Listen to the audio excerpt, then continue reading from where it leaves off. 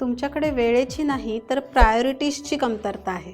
वेळ नाही असं म्हणू नका, तुम्हाला प्रायोरिटीज काय ठेवताय हे जास्त महत्त्वाचं आहे. रोज आपण ऑफिसला जातो, भरपूर मीटिंग्स अटेंड करतो, भरपूर काम करतो, मुलांना तेवढंच महत्त्व देतो, म्हणजे आपण प्रायोरिटी सगळ्या गोष्टींना देतोय.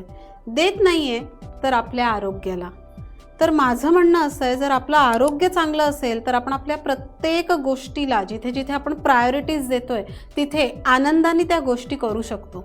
तर आपल्या आरोग्याला सुद्धा तेवढीच प्रायोरिटी देणं गरजेचं आहे असं तुम्हाला वाटत नाही का? एक कटू सत्य सांगते, जोपर्यंत आपण आपल्या आरोग्याची जबाबदारी आपण स्वतः घेत नाही तोपर्यंत आपल्या आरोग्याचं काहीही होऊ शकत नाही. येस, तर आजच ॲक्शन घ्या. आपल्या स्वतःच्या आरोग्याला थोडंसं प्राधान्य द्या, छान प्लॅनर बनवा, अलार्म्स लावा, नोटिफिकेशन्स द्या आणि कुठेतरी आपल्या हातात आपल्या शरीराची जबाबदारी घ्या. असाच जर खूप छान प्लॅन बनवायचा असेल तर खाली कमेंटमध्ये प्लॅन असं टाईप करा, तुम्हाला सगळे डिटेल्स मिळतील.